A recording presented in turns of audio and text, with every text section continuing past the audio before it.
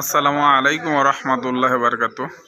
আমাকে এক ভাই কমেন্ট করছে যে হুজুর, গলার টনসেল কিভাবে ভালো হয়, পরিপূর্ণভাবে অপারেশন ছাড়াই কিভাবে টনসেল ভালো হয়, এই বিষয়ে আমাদের কিছু ভিডিও বানানো। আলহামদুলিল্লাহ, আল্লাহ সুবহানাহু ওয়া তাআলার বরকত এবং রহমতে আপনাদের টনসেল পরিপূর্ণভাবে ভালো হয়ে যাবে ইনশাল্লাহ। ইনশাল্লাহ, এতে কোনো সন্দেহ নাই।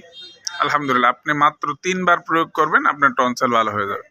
আপনি আগে প্রমাণ করেন, পরবর্তীতে আমার এই ভিডিওতে এসে আবার সাবস্ক্রাইব করবেন, কমেন্ট করবেন। আলহামদুলিল্লাহ, আপনি যদি শেয়ার কমেন্ট করে আমার পাশেই থাকবেন, যেহেতু আপনারা নিত্য নতুন ভিডিওগুলো পেতে হলে আপনারা অবশ্যই শেয়ার কমেন্ট করবেন, সাবস্ক্রাইব করবেন।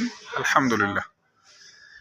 আর এখন আমরা মূল বিষয়তে চলে যাই, সেটা হচ্ছে যে আপনার গলার যে টনসেলটা আছে এটা ভালো করার জন্য আপনি বানর লাঠি নেবেন। যে আমার স্কিনের ভিতরের মধ্যে যে ফলটা দেখতে পাচ্ছেন, এটাকে বানর লাঠি বলা হয়। এই বানর লাঠি আপনি ভালো করে বের করবেন, পাকাটা যেমন কালো হয়ে যায় ওই পাকাটা বের করবেন, বিচিগুলা সরায় রাখবেন। 50 গ্রাম নেবেন। এই 50 গ্রাম নেওয়ার পরে আপনি ভালো খাঁটি গরুর দুধ নেবেন 100 গ্রাম। এই 50 গ্রাম বানর লাঠির ভিতরের মজ্জা এবং খাঁটি গরুর দুধ 100 গ্রাম, এই দুটা ভালো করে উত্তপ্ত করে জাল করবেন।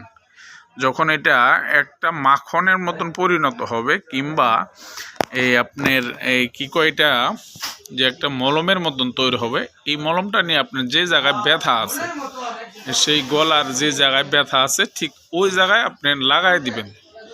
এটা সর্বোচ্চ 1 ঘন্টা পরিমাণ আপনি এটা রাইখা দিবেন।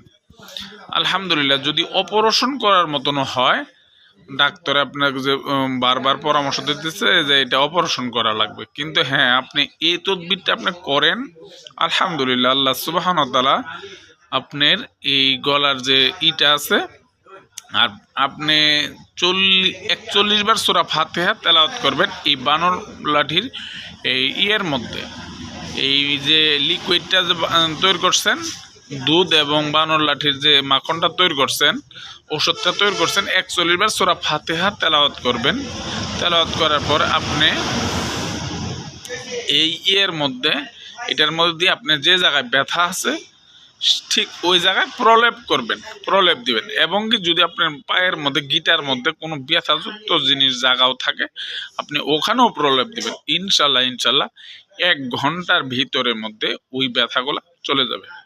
এইভাবে করে একাধারে যদি আপনি 3 দিন ব্যবহার করতে পারেন, আল্লাহ সুবহানাহু ওয়া তাআলার রহমত এবং কুদরতের বরকতে, আল্লাহ তাআলা গাছের বরকতে আপনার সমস্ত এই ব্যথাগুলা টনসিলটা পরিপূর্ণভাবে ভালো হয়ে যাবে ইনশাল্লাহ। এটা আমার পরীক্ষিত।